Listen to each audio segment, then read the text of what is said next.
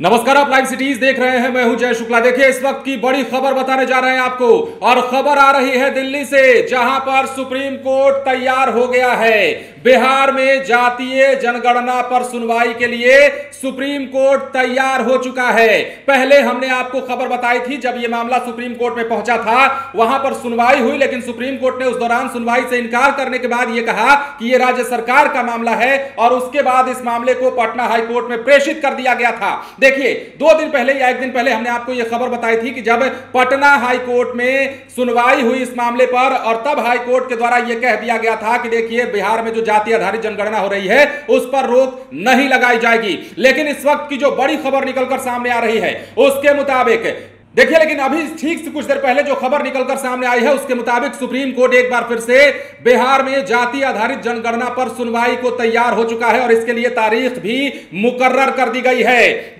दिल्ली से इस वक्त की बड़ी खबर, जातीय जनगणना का मामला है। सुप्रीम कोर्ट सुनवाई के लिए अब एक बार फिर से तैयार हुआ है। याचिकाकर्ता ने जो दलील दी है उसमें कहा गया है कि जनगणना केंद्र जो है सरकार का क्षेत्र है, इसलिए सुनवाई करनी चाहिए, और ये जो है तारीख मुकर्रर करते हुए सुप्रीम कोर्ट ने कहा है कि 28 अप्रैल वो तारीख होगी जब सुप्रीम कोर्ट में जाति आधारित जनगणना को लेकर सुनवाई की जाएगी। तो देखिए, बड़ी खबर इस वक्त की निकलकर सामने आ रही है। जब यह मामला सामने आया था, जब बिहार में जाति आधारित जनगणना की शुरुआत होने वाली थी, तो याचिका दायर की गई थी सुप्रीम कोर्ट में, लेकिन सुप्रीम कोर्ट ने उस वक्त पल्ला झाड़ते हुए कह दिया था कि देखिए, यह मामला जो है राज्य सरकार के अधीनस्थ है, क्योंकि राज्य सरकार अपने खर्चे पर करवा रही है।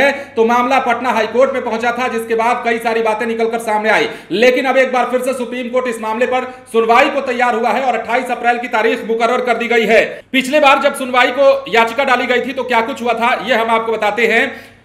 साफ शब्दों में यह कहा गया था कि सुप्रीम कोर्ट में सुनवाई नहीं होगी, जिसके बाद जातीय जनगणना करा रही बिहार की सरकार जो है, सर्वोच्च न्यायालय के फैसले से उस वक्त राहत मिली थी सरकार को, और उसके बाद जो है यह मामला पटना हाईकोर्ट में पहुंचा था। जातीय जनगणना के खिलाफ दायर याचिका पर सुप्रीम कोर्ट ने साफ किया था कि मामले की सुनवाई यहां नहीं होगी। यही आज याचिकाकर्ता को कहा गया कि पटना हाईकोर्ट की शरण में जाइए, जिसके बाद बिहार सरकार को उस वक्त राहत मिली थी। और यह भी जान लीजिए कि 3 अलग अलग याचिकाएं उस वक्त दायर की गई थी। अदालत ने सभी याचिकाकर्ताओं को पटना हाईकोर्ट में इस मामले को लेकर जाने का निर्देश दिया था, और जैसा कि हमने आपको कल पिछले दिनों खबर भी बताई थी कि पटना हाईकोर्ट ने सुनवाई करते हुए साफ कह दिया था कि जाति आधारित जनगणना पर हम रोक नहीं लगाएंगे। लेकिन अब सुप्रीम कोर्ट ने यह संदेश साझा किया है कि 28 तारीख को जो है जाति आधारित जो जनगणना है उस पर सुनवाई होगी, और उस दिन कई अहम फैसले निकलकर सामने आ सकते हैं, कई बड़ी बातें निकलकर सामने आ सकती हैं। तो क्या होगा 28 तारीख को, इस पर भी नजर बनी रहेगी।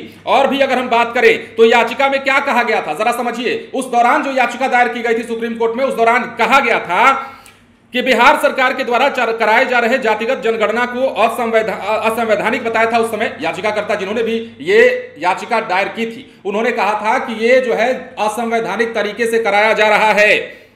अपने दावे में यह भी जिक्र किया था याचिकाकर्ता ने कि यह जनगणना संविधान के मूल ढांचे के खिलाफ है।